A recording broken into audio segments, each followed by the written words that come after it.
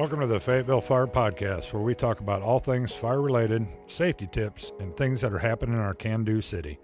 I'm Don Cheetah, Captain Community Risk Reduction, Fayetteville Fire Department, and I'll be your host. Our podcast today is going to be on community risk reduction. Fire Prevention Week is coming up, October 8th through the 14th. This year's theme is Cooking Safety Starts With You. We'll talk more about that during our safety message of the month. So community risk reduction, I'd like to welcome my guests, Deputy Fire Marshal Captain Justin McLaurin and firefighter, fire life safety educator Nick Hammond. Welcome, gentlemen. What's happening? Thank you, sir.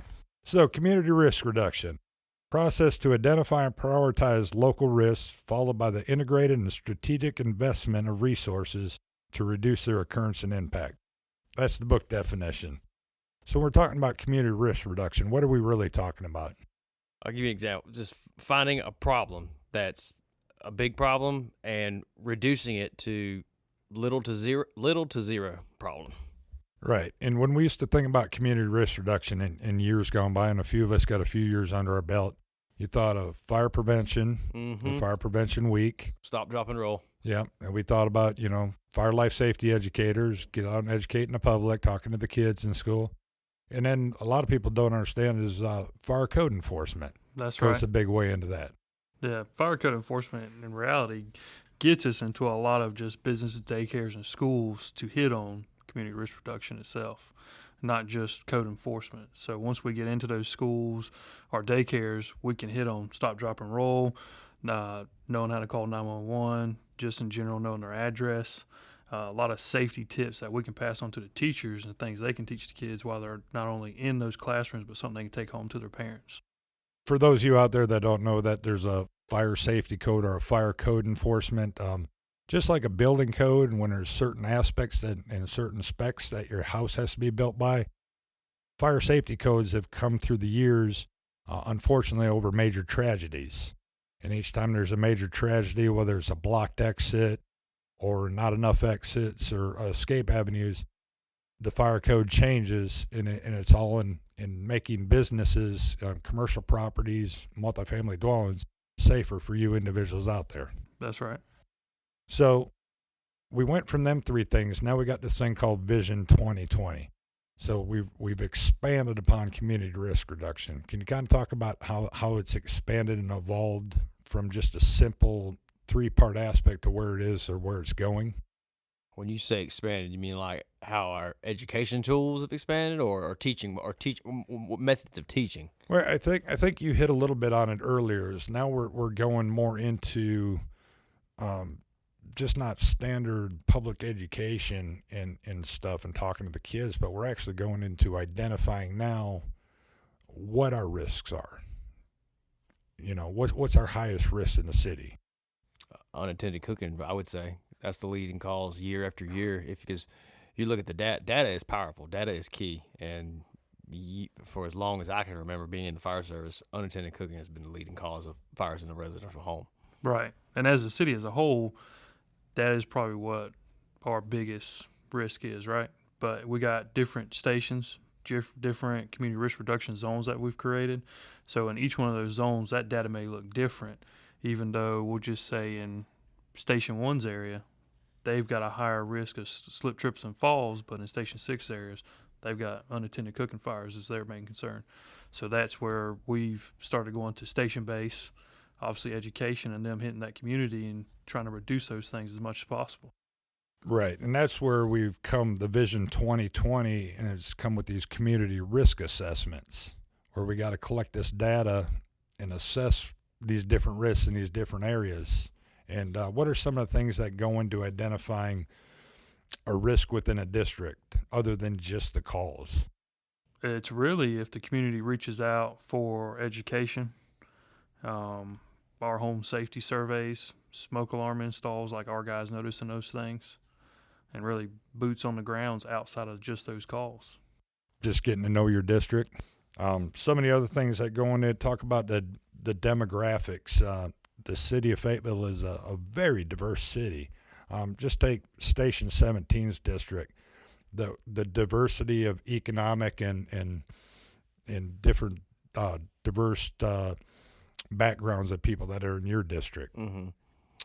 17 is a working middle class, and it does have a lower end poverty class. There's I think Aftonshire, if I don't say, was flooded years ago, and they were able to stay in their homes and stuff like that. But you have some places that have not been well kept, as far as landlords and stuff like that, and the cooking technology that they have in there is very outdated and is very dangerous, and that's where these smoke alarm canvases come into play, us getting into the homes and seeing what they have and stuff like that, and able to educate these people on, hey, this is a huge fire hazard and stuff like that, and here's why, and here's show you and stuff like that, and just make sure they also have working smoke alarm. But on top of that, you also got an educational gap. So we've got college-educated individuals in the workforce, and then we also got people that didn't pass high school. So you have an educational gap that you've got to merge to get the same message across, but you may have to teach it 2 or 3 different ways so those individuals understand it on their level of education. And what about, we're Fort Liberty's right at our back door. So what is the challenge when you bring in, we're talking about diversity within the community, and we're thinking ethnicity, different backgrounds, but what about just people growing up in different parts of the country? Oh, yeah, 100%. And all coming into a melting pot. How does that challenge, we're here in the Southeast, but you got people from, Oregon to California to state of New York and Alaska, everywhere in between. Do you see where that becomes a challenge out there in the communication gap? Yeah.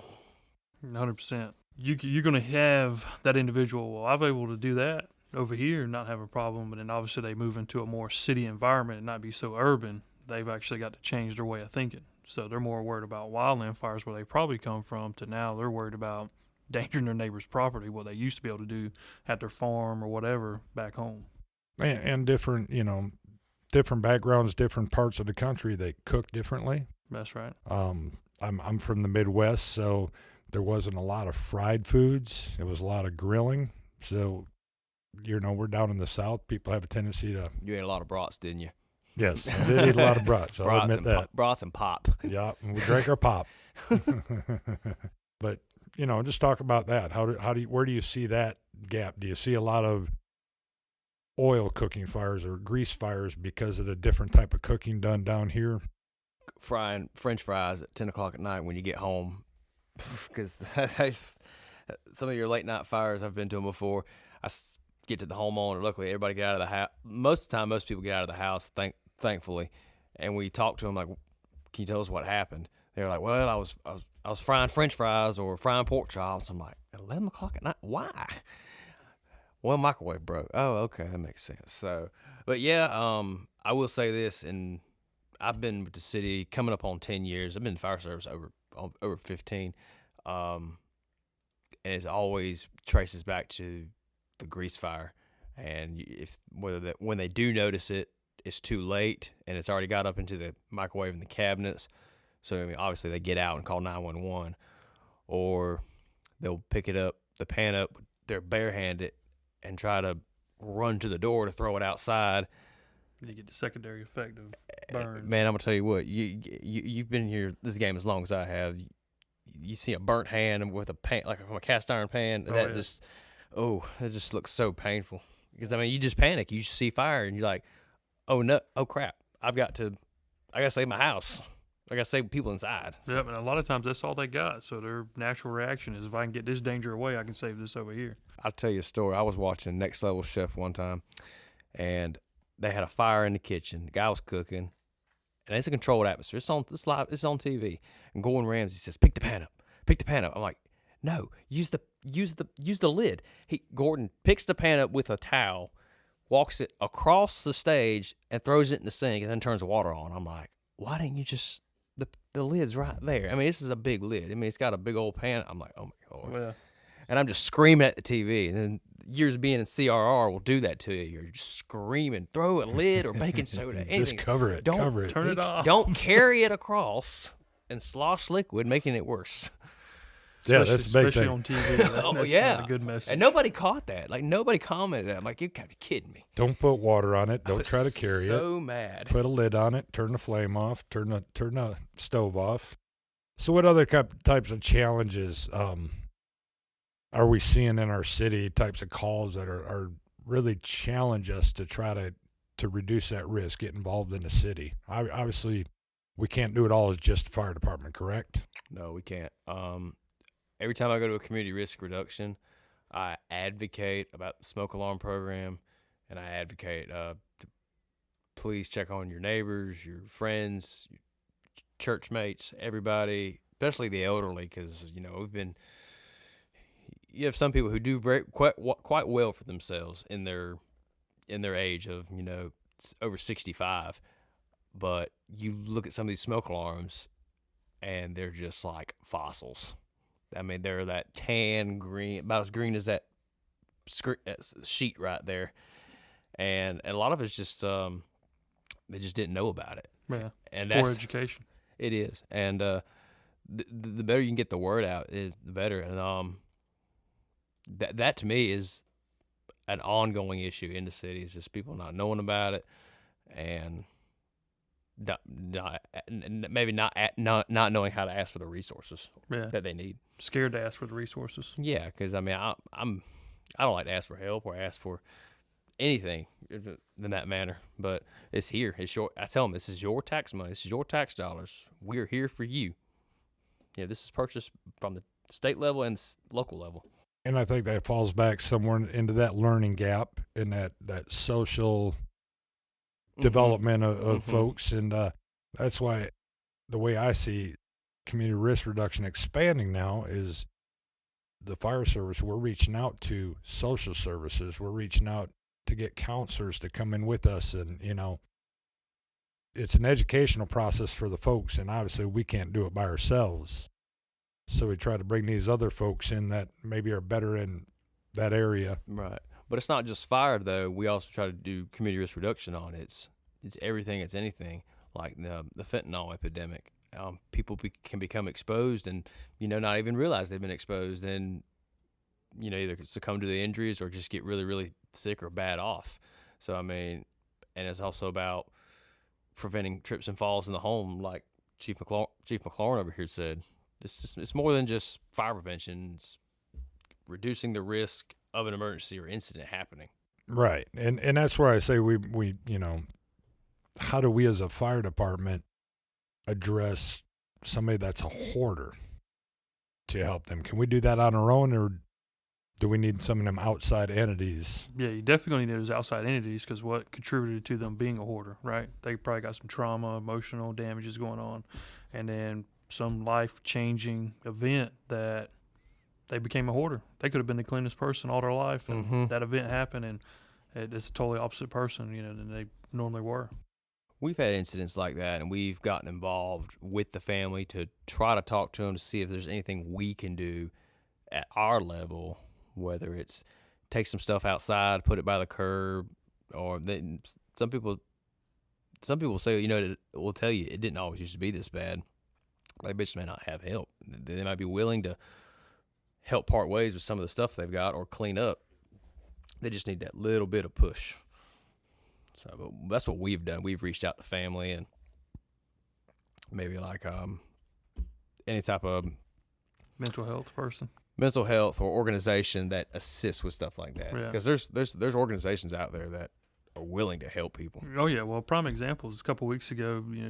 The city council just elected to invest some money in some outdated property to bring it up to speed to make it into a facility like that to help some of the homeless, some of these people battling drug addiction and stuff like that. So that's a great resource, and that's also a foot in the door for us to prepare them people to get back on their feet when they get back into general society. Yeah, exactly. It's bigger than just the fire department. I had an individual from the department ask me once, what is our goal? I mean, 20 years ago, it's not that we didn't have this problem. I don't think 20 years ago we recognized we had the problem. Yeah, we was informed. Yeah. We knew we was going to fires and pulling cats out of trees, so. 20 years ago, we sat around the station, the bell went off, and then we responded and mitigated the incident. And I think that it wasn't that these things weren't going on then. We just didn't recognize it because we weren't out there. Yep. getting out and knowing your community, knowing your fire district, knowing the people in it, recognizing that, Oh yeah, and then trying to get them help. Well, even on top of that, we got to recognize the city of Fayetteville in general is a big transit community from Fort Liberty. So we not only have people in and out, but we have language barriers. So with that transit community, today we may have a Spanish-speaking problem.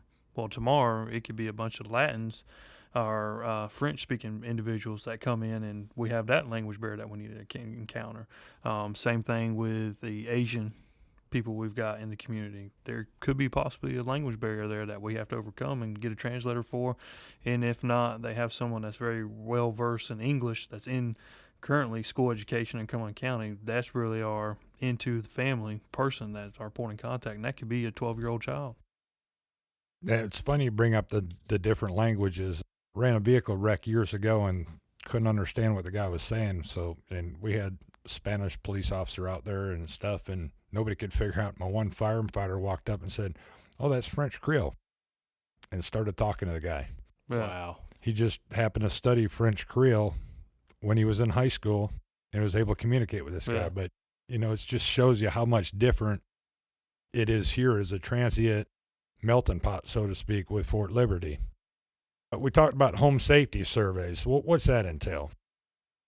When I did the home safety surveys, is anytime I would go to a smoke alarm installation and working as a fire life safety educator, as I'm doing putting in smoke alarms, I'm looking at everything in the house. So I'm like doing a mental survey, and I'm talking with the homeowners like the entire time. Well, I'm talking about our day, just trying to see how's it going, the weather, politics, anything like that. But I'm also I'm looking for drop cords. I'm looking to see if in the kitchen, like, is the air fryer pushed all the way against the wall? If it is, making sure she's pulling it out when she uses it. I'm also looking for space heaters, anything that I can see a potential hazard, whether it's a fire hazard, trip hazard, or even a hazardous material concern. Yeah, especially chemicals. Yeah, chemicals are a big thing. Does she keep the true fuel, like the true fuel cans, like the metal cans? 50-50 cans. And some people, I've seen them, you go in like the laundry room, right inside the home, not in the garage, which is right there. They'll have them stored on top of the things for the whatever. I'm just like, what? You can put that outside? Here's a shed or something. Here's why. Not next to the gas water heater. You got the dryer pilot. right here. It's got a lot of heat. If that thing, that fuse is going to fall down. Well, and that's what's been going back to the educational piece of it. Yeah. And we're really making a push. I think you guys started a few years ago, is really trying to make a push to go basically door to door and knock on our neighbor's door and say, hey, we'd love to conduct a home safety survey. Just point out things that could help you be safe in the house. It is. And it goes back to, we'll tell them, I would talk to them about calls that I've had or that have going on recently, and they might say, oh, my friend did this, that, and the other, and her dryer quit working. Like, speaking of dryer, how's your dryer? Have you cleaned your lint filter out lately? Just stuff like that, just to get their mind wondering and thinking, I should probably do better about taking care of stuff like that. Yeah. And that's good. I mean, that's what we need as a community. And one of the big things I hit on when I did home safety surveys is, hey, we preach 2 ways in and out, fire alarm drills and stuff like that. Are you doing that at home just like your kids are doing it at school and at work? Are you really doing that? And a lot of times the adults are kind of surprised, like, yeah, we don't do that. So when you ask them, well, how are you getting out of this room if you can't go through that door? And a lot of times they stumble, and those few seconds ultimately means life and harm. Right? Well, let me ask you this. How many times you been to a home and they only use the side door because they've got like a couch or furniture blocking the front? Because they say, we don't use the front door. Or to Christmas time, they put the tree right there in the front door. Yeah, I've been to plenty of EMS calls, and we've had to move the couch or whatever was there. Yeah. Just so we can get the stretcher back out because we got somebody on it. It's crazy. Several of the fatalities I've been in over my career has been the individuals dropped at the door they normally use is where you find them. Mm-hmm. And then as you start the investigation process, you realize that more likely than not, they were not in that area. The door was by the kitchen, 10 feet back. You know what I'm saying? And if it starts in the kitchen. If they'd have had a second way out, they wouldn't be, Yeah, or if they'd have closed that door of the room they were in and just popped out the window. right. And if they can get out the window. Yeah, make sure your windows open and shut periodically, not nailed down, screwed down, or Painted. That's the down. worst one. Oh, those are tough. I'm gonna tell you, paint's tougher than nails some days.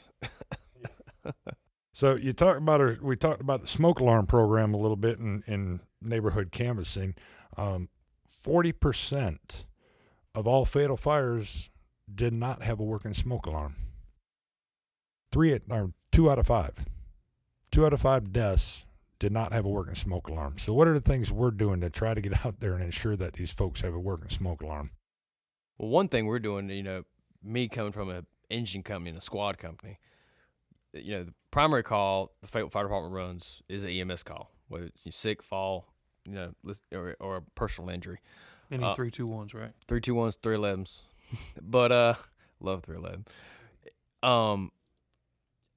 And I'll tell you this: when we go, when I'm on like my CRR radar goes off, because I'm telling you, once you go in and then come out, it never goes away. But when I go into these rundown trailer park homes, like stuff like that, any type of home where I see just like it's been, it looks worn down, mistreated, or whatever the situation is. But I walk in, I'm treating the patient, stuff like that, and I am looking, and I will see holes in the ceiling where the wires are coming out, and they don't have smoke alarms. That is where, I asked, do you have working smoke alarms? No, my landlord's working on it. I said, okay, do you mind if we put some up? And, I put 2 or 3 up just to make sure they have a working smoke alarm. And a lot of times when you do that, that temporary fix becomes their permanent fix because the landlord never comes back originally fixed the problem. Yeah, but we have some of the best smoke alarms in the game. I mean, I don't care what you say. What the city provides to its residents is the best in the game, I'm hands down. And that is my biggest thing is anytime we go on a call, we will test the smoke alarms and ensure that they have enough and they're in adequate areas. Especially. So let's speak on adequate areas. Okay. So what is justify an adequate area? In sleeping quarters, outside of sleeping quarters. I mean, fire code is fire code, but I mean, I'm always, when I go in and I'm looking at the home, I'm looking at the person and I'm looking at where he or she sleeps and their exit of getting out. Obviously, you got to look at the kitchen layout, and you also, because they asked me, where do you think I should put it? I said, you got to think, when smoke travels, it's going to run across the ceiling. So you don't want to put it in a corner, or you want to put it, what's the 36 inches off the wall, or do you know the proper one? Don't get me lying. No, I can't quote the building code, but I think it's no closer than 12 inches from a But it close. vertical Try to get in wall. the somewhat center of the room. Yeah, that's gonna be your best bet. Actually, in the bedrooms, I think that the code calls for them to be within so many feet of the doorway. Yeah, Because that's where your smoke's coming in the bedroom from the doorway. But if this is an elderly person who has pain medication or sleeping pills, might be a hard sleeper, so you might want to put one. So I will put one in their room, and I'll put one outside of their room, and at the end of the hallway. close to that favorite recliner, right? That's right. But I'll put one. I'll try to have like 1, 2, 3 means of smoke alarms to go off until it gets to their actual bedroom. Right. Yeah, and that's, it goes back to building codes. So early 1900s, all they had was battery operated, and usually there was just one in a hallway. We're trying to improve on that. The current code now is in every sleeping quarter, in the common area, and every floor, and they're all integrated. So one goes off the OGOF. Those are great. I think our citizens need to realize that, yes, we do provide smoke alarms, but especially your newer homes where they're integrated, that's a temporary fix. That isn't the solution. The solution is that they should be replacing all their smoke alarms to keep that integrated. Yeah, maintaining what you got. Right, because what we're doing is we're individual stations. They're great smoke alarms, 10-year battery sealed, don't really have to do anything. But it's not one go off; they all go off like the house was designed. Yeah. Right. And when I told folks all the time, I would take it off. I said, go to your hardware store, wherever you buy your smoke alarms, or on the internet, and when you get them, call me back and I will put them up for you. You don't put them up, I will put them up. And that's worked great on multiple occasions. I'd be gone, they'd buy them, I'd come back in a day or so, and I'd put them right back up. Case closed. Absolutely. Mm-hmm. Gentlemen, I thank you very much for joining me today, and I hope our citizens learned a little bit more about community risk reduction. I hope so.